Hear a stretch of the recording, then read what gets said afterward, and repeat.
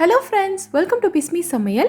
இன்றைக்கி நம்மளோட வீடியோவில் பெண்களுக்கு ரொம்ப யூஸ்ஃபுல்லாக இருக்கிற மாதிரி நமக்கு டெய்லி தேவைப்படக்கூடிய கிச்சன் டிப்ஸ் மற்றும் வீட்டு குறிப்புகள் பற்றி தான் பார்க்க போகிறோம். இந்த வீடியோவில் நான் சொல்லக்கூடிய டிப்ஸ் எல்லாமே உங்களுக்கு ரொம்பவே புதுசாகவும் ரொம்பவே யூஸ்ஃபுல்லாகவும் இருக்கும். என்னென்ன டிப்ஸ்ன்னு பார்க்கறதுக்கு முன்னாடி நீங்கள் நம்மளோட வீடியோவை இப்போ தான் ஃபஸ்ட் டைம் பார்க்குறீங்கன்னா நம்மளோட பிஸ்மி சமையலுக்கு சப்ஸ்கிரைப் பண்ணுங்கள். நம்ம சேனலில் கிச்சன் டிப்ஸ் மற்றும் வீட்டு குறிப்புகள் பற்றி ஏற்கனவே நிறைய வீடியோஸ் போட்டிருக்கோம். அந்த வீடியோஸை நீங்கள் செக் பண்ணி பாருங்கள். இப்போ நம்ம ஃபஸ்ட்டு டிப் என்னங்கிறத பார்க்கலாம். நம்ம வீட்டில் ஸ்வீட் எல்லாம் செய்யும்போது பார்த்தீங்கன்னா ஸ்வீட்டில் நல்ல வாசனை கொடுக்கறதுக்காக ஏலக்காய் சேர்த்துப்போம். இந்த மாதிரி ஏலக்காயெல்லாம் சேர்க்கும் போது பார்த்தீங்கன்னா ஏலக்காயோட தோலை பிரித்து எடுத்துட்டு உள்ளக்க இருக்கிற விதையை மட்டும்தான் நம்ம ஸ்வீட்டில் சேர்ப்போம்.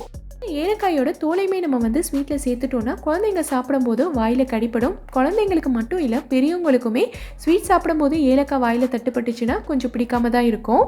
இந்த ஏலக்காயில் இருக்க விதையை மட்டும் நம்ம எடுத்து ஸ்வீட்டில் சேர்த்துட்டோன்னா ஏலக்காயோட தோல் மட்டும் நமக்கு இருக்கும்ல, இதை நம்ம வேஸ்ட் பண்ண வேண்டாம். இந்த தோலை குட்டி குட்டியாக கட் பண்ணி எடுத்துட்டு இதை நம்ம டீ தூளோட தான் சேர்க்க போகிறோம். சேர்த்துட்டு நல்லா கலந்து விட்டுருங்க. நிறைய பேருக்கு டீயில் ஏலக்காய் தட்டி போட்டு குடிக்கிறது ரொம்ப பிடிக்கும். ஸோ ஒவ்வொரு தடவையும் நம்ம டீ போடும்போது ஏலக்காய் எடுத்து தனியாக தட்டிட்டு அது டீயில் சேர்க்கணுன்ற அவசியம் இல்லை. இந்த டீ தூளோடய நம்ம ஏலக்காய் கலந்து வச்சுருக்கிறதுனால ரொம்ப ஈஸியாக இருக்கும். நமக்கு தலைவலி டயர்ட்னஸ் எல்லாம் இருக்கிற சமயத்தில் ஒவ்வொரு பொருளாக நம்ம தேடி தேடி எடுத்து டீயில் போடணுங்கிற அவசியம் இல்லை. இதில் இருந்து ஒரு ஸ்பூன் மட்டும் சேர்த்துக்கிட்டாலே போதும். சூப்பரான ரெஃப்ரெஷிங்கான டீ நமக்கு ரெடி ஆயிரும். இப்போ நம்ம அடுத்த டிப் என்னங்கிறத பார்க்கலாம். நம்ம வீட்டில் பருப்பு, மிளகா, கடலை இந்த மாதிரி மளிகை பொருட்கள்லாம் வாங்கணும்னா அதை அந்த டப்பாவில் போட்டு வச்சுட்டு மீதி இருக்கிறத அப்படியே கவர்லேயே வச்சுப்போம். இந்த பேக்கெட்டில் காற்று போகாமல் இருக்கணும், வண்டு பூச்சியெல்லாம் வராமல் இருக்கணுன்றதுக்காக இந்த மாதிரி ஒரு கிளிப் அப்படி இல்லைனா ஒரு ரப்பர் பேண்ட் போட்டு நல்லா டைட்டாக கட்டி வச்சுருப்போம். நம்ம என்னதான் கிளிப் ரப்பர் பேண்ட் எல்லாம் போட்டு வச்சிருந்தாலுமே ஒரு சில நேரங்களில் இதில் வண்டு வந்துடும். அது மட்டும் இல்லாமல் சில சமயங்களில் பார்த்தீங்கன்னா இந்த மாதிரி கடலையெல்லாம் ரொம்ப நமுத்து போயிடும். இந்த மாதிரி கிளிப் ரப்பர் பேண்ட் எல்லாம் போட்டு வைக்கும்போது பார்த்தீங்கன்னா இந்த பேக்கெட்டோட சைஸும் பெருசாக இருக்குது. இதை வைக்கிறதுக்குமே நமக்கு நிறைய இடம் தேவைப்படும். ஸோ இந்த மாதிரி பொருட்கள்லாம் கொஞ்சம் கூட நமத்து போகாமல் நமக்கு வைக்க வேண்டிய இடத்தையும் அடைச்சிக்காம ஒரு குட்டி பேக்கெட்டாக இதை நம்ம மாற்றிக்கலாம். பேக்கெட்டில் கொஞ்சம் தான் கடலை இருக்குது. ஸோ இதெல்லாத்தையுமே நம்ம ஓரத்தில் தள்ளி வச்சிடலாம். ஒரு பழைய கத்தி எடுத்து அதை நெருப்பில் காட்டி நல்லா சூடு பண்ணிக்கங்க. இப்போ நல்ல சூடான கத்தியை வச்சு இந்த இடத்துல லைட்டாக ப்ரெஸ் பண்ணிங்கனாலே போதும், ஈஸியாக ஒட்டிக்கும். இந்த மாதிரி நம்ம செய்யும்போது கவர் உருகி ஒன்றோடு ஒன்று நல்லா ஒட்டிக்கும். ஸோ இப்போ பார்த்தீங்கன்னா பேக்கெட் நமக்கு டைட்டாக சீல் ஆகிடுச்சு. எக்ஸ்ட்ராவாக இருக்கிற கவரை ஃபுல்லாக கட் பண்ணிடலாம். இப்போ பார்த்தீங்கன்னா நமக்கு ஒரு குட்டி பேக்கெட் ரெடி ஆயிடுச்சு. எவ்வளோ நாள் ஆனாலும் சரி இதில் வண்டு பூச்சி எதுவுமே போகாது. அது மட்டும் இல்லாமல் நம்ம பொருளும் நமத்து போகாமல் இருக்கும். இதே மாதிரி நம்ம எல்லா பேக்கெட்டையுமே செஞ்சுட்டோன்னா நம்ம ஸ்டோர் பண்ணக்கூடிய இடமும் பார்த்தீங்கன்னா ரொம்ப மிச்சமாகும். இதே மாதிரி ஒரு சின்ன பேஸ்கெட்லேயே எல்லாத்தையும் போட்டு வச்சுக்கலாம். என்னென்ன பொருள் இருக்குது என்னென்ன பொருள் இல்லைன்னு நம்ம தெரிஞ்சுக்கிறதுக்கும் ரொம்ப ஈஸியாக இருக்கும். ட்ரை பண்ணி பாருங்கள். இப்போ நம்ம அடுத்த டிப் என்னங்கிறத பார்க்கலாம். இந்த டிப் நம்ம வீடியோவோட கமெண்ட்டில் ஒரு சப்ஸ்கிரைபர் சிஸ்டர் கேட்டிருந்தாங்க. நம்ம வீட்டில் இருக்கிற காப்பர் பாத்திரங்கள் எல்லாம் ரொம்ப ஈஸியாக எப்படி க்ளீன் பண்ணுறதுன்னு சொல்லுங்கன்னு. நம்ம எல்லார் வீட்லேயுமே நிறைய காப்பர் பாத்திரங்கள் இருக்கும். இந்த மாதிரி ஜக்கு, டம்ளர் அப்படி இல்லைன்னா நம்ம சமையலுக்கு யூஸ் பண்ணுற பாட்டமில் மட்டும் காப்பர் இருக்கிற பாத்திரங்கள் எதுவாக இருந்தாலும் சரி நீங்கள் இதே மெத்தட் ஃபாலோ பண்ணிக்கலாம். இந்த ஜக் ஒரு 2-3 வருஷமாக யூஸ் பண்ணாமலே தான் இருக்கு. இந்த வீடியோவில் க்ளீன் பண்ணி காட்டணுங்கிறதுக்காக நான் எடுத்திருக்கேன். இந்த ஜக்கை நம்ம க்ளீன் பண்ணுறதுக்கு எடுத்துக்க போகிறது பார்த்தீங்கன்னா தயிர் தான். இந்த தயிர் நல்லா புளிச்ச தயிராக இருக்கணும். நல்லா புளிச்ச தயிரில் தான் நமக்கு ரொம்ப சீக்கிரமாக ரிசல்ட் கிடைக்கும். இப்போ இந்த தயிர் எடுத்து ஜக்கில் நம்ம கொஞ்சம் கொஞ்சமாக அப்ளை பண்ணிக்கலாம். இந்த புளிச்ச தயிர் வச்சு தேய்க்கும் போது இதை நம்ம நல்லா அழுத்தி தேய்க்கணுன்ற அவசியம்லாம் கிடையாது. ஜஸ்ட் எல்லா பக்கமும் நல்லா அப்ளை பண்ணிவிட்டு ஒரு 10 நிமிஷத்துக்கு நல்லா ஊற விட்டாலே போதும். இன்னைக்கு எல்லா இடத்துலையுமே தேய்க்கல, கழுவுனதுக்கு அப்புறமா உங்களுக்கு டிஃப்ரென்ஸ் காட்டணுன்றதுக்காக கொஞ்சம் இடத்த தயிர் போடாமல் அப்படியே விட்டுருக்கேன். இது ஒரு 10 நிமிஷத்துக்கு நல்லா ஊறட்டும். 10 நிமிஷத்துக்கு அப்புறமா ஒரு டிஷ்யூ வச்சு லைட்டாக தொடச்சிட்டு பார்த்தீங்கனாலே உங்களுக்கு நல்ல டிஃப்ரென்ஸ் தெரியும். இப்போ அடுத்து நீங்கள் பாத்திரம் கழுவுறதுக்கு யூஸ் பண்ணுற ஸ்க்ரப்பர் வச்சு கருப்பாக இருக்கிற இடம், வாய்ப்பகுதி எல்லாமே நல்லா தேய்ச்சி விட்டுருங்க. தேய்ச்சிட்டு நல்லா கழுவி எடுத்துட்டிங்கன்னா போதும். நல்ல பல்லன்னு பளிச்சுன்னு ஒரு புது பாத்திரம் மாதிரி உங்களுக்கு வந்துடும். தொடச்சிட்டு உங்களுக்கு காட்டுறேன் முன்னாடி இருந்ததுக்கும் இப்போ இருக்கிறதுக்கும் டிஃப்ரென்ஸ் எப்படி இருக்குன்னு நீங்களே பாருங்கள். இந்த டிப் உங்களுக்கு ரொம்பவே யூஸ்ஃபுல்லாக இருக்கும்னு நினைக்கிறேன். இப்போ நம்ம அடுத்த டிப் என்னங்கிறத பார்க்கலாம். நம்ம வீட்டில் இருக்கிற எண்ணெய் பாட்டில், நெய் பாட்டில் இந்த மாதிரி மசாலா பொருட்கள் போட்டு வச்சுருக்க பாட்டில் எல்லாம் பார்த்தீங்கன்னா நம்ம அடிக்கடி கழுவ மாட்டோம். ஒவ்வொரு தடவையும் இதில் பொருட்கள் காலியானதும் கழுவிட்டு நம்ம மறுபடியும் போடுறதில்ல. காலியான உடனே மறுபடியும் பேக்கெட்லேருந்து பிரித்து அப்படியே கொட்டிடுவோம். எப்போயாவது தான் இது எல்லாத்தையும் நம்ம மொத்தமாக கழுவிட்டு வெயிலில் காய வச்சு பொருட்கள் போடுவோம். இந்த பொருட்கள்லாம் நம்ம வந்து டெய்லியுமே சமையல் பண்ணும்போது எடுக்கிறதுனால இந்த பாட்டில் எல்லாம் பார்த்தீங்கன்னா அங்கங்கே கொஞ்சம் அழுக்காக இருக்கும். இந்த மாதிரி ஒரு டிஷ்யூ அப்படி இல்லைன்னா சின்னதாக ஒரு துணி எடுத்துக்கங்க. இதில் நம்ம வீட்டில் இருக்கிற சாதாரண முகத்துக்கு போடுற பவுடரை கொஞ்சமாக கொட்டிக்கலாம். இந்த மாதிரி வெளிப்பகுதியில் மட்டும் அங்கங்கே கொஞ்சம் அழுக்காக இருக்கிற பொருட்களை நம்ம சோப் போட்டு தண்ணி வச்சு தான் கழுவணுன்ற அவசியம் இல்லை. தண்ணி இல்லாமலேயே ரொம்ப ஈஸியாக க்ளீன் பண்ணிடலாம். இப்போது இதை வச்சு இந்த டப்பாவோட வெளியில் ஃபுல்லாக நம்ம வந்து நல்லா தொடச்சி விட்டுறலாம். இதை வச்சு தேய்க்கும் போது பார்த்தீங்கன்னா எண்ணெய் பாட்டிலுக்கு வெளியில் இருக்கிற எண்ணெய் எல்லாத்தையுமே இந்த பவுடர் வந்து ஃபுல்லாக அப்சர்வ் பண்ணிடும். எண்ணெய் பாட்டிலுக்கு மட்டும் இல்லை, மசாலா பொருட்கள் போட்டு வச்சுருக்க பாட்டிலையும் நம்ம இதே மாதிரி க்ளீன் பண்ணலாம். பவுடர் வச்சு நல்லா தொடச்சி விட்டதுக்கப்புறமா ஒரு க்ளீனான துணி எடுத்து மறுபடியும் இது ஃபுல்லாத்தையும் நல்லா அழுத்தி தொடச்சிடலாம். இப்போ பார்த்தீங்கன்னா எல்லாத்தையும் நல்லா தொடச்சாச்சு.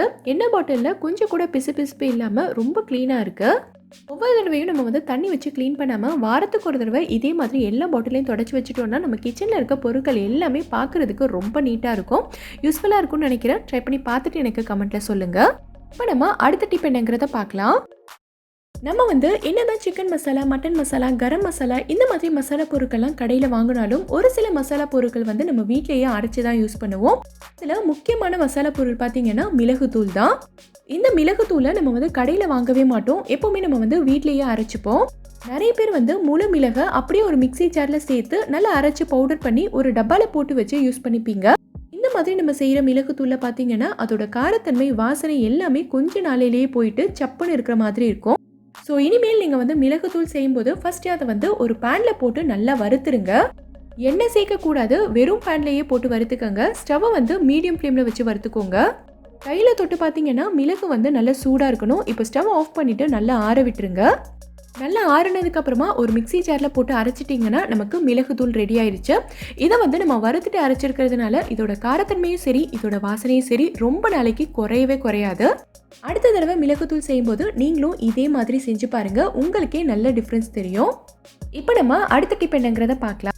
நம்ம எல்லாருமே என்னதான் டெய்லியும் சமையல் பண்ணிக்கிட்டே இருந்தாலும் கூட நம்மள நிறைய பேருக்கு பார்த்தீங்கன்னா குழம்பு வைக்கும்போது குழம்பு வந்து நல்லா கொதிச்சு எண்ணெய் பிரிஞ்சு கலர்ஃபுல்லாக இருக்குன்னு சொல்லுவாங்கள்ல, அந்த மாதிரி வரவே வராது. குழம்புல நல்லா எண்ணெய் பிரிஞ்சு கலர்ஃபுல்லாக வரணும்னா என்ன பண்ணணுங்கிறத தான் இந்த டிப்பில் நம்ம பார்க்க போகிறோம். இந்த டிப் வந்து புதுசாக சமையல் கற்றுக்கிற பிகினர்ஸ்க்கும் கூட ரொம்பவே யூஸ்ஃபுல்லாக இருக்கும். இந்த குழம்பு வச்சாலும் சரி, நமக்கு வெங்காயம் தக்காளி தான் பேஸ். ஸோ வெங்காயம் தக்காளி வந்து ஃபஸ்ட்டு நமக்கு நல்லா வதங்கணும். சேர்க்கும் போது வெங்காயத்தையும் தக்காளியையும் ஒன்றா சேர்த்துடக்கூடாது. ஃபஸ்ட்டு வெங்காயம் சேர்த்து நல்லா வதங்கினதுக்கு அப்புறமா தான் நம்ம வந்து தக்காளி சேர்க்கணும். வெங்காயம் நல்லா வதங்கிருச்சு. இப்போ நான் சேர்க்க போகிற தக்காளியை வந்து நல்லா அரைச்சிட்டு தான் சேர்க்க போகிறேன். தக்காளியை நல்லா அரைச்சிட்டு சேர்த்தோன்னா நமக்கு வந்து குழம்போட கன்சிஸ்டன்சியும் ரொம்ப நல்லா வரும்.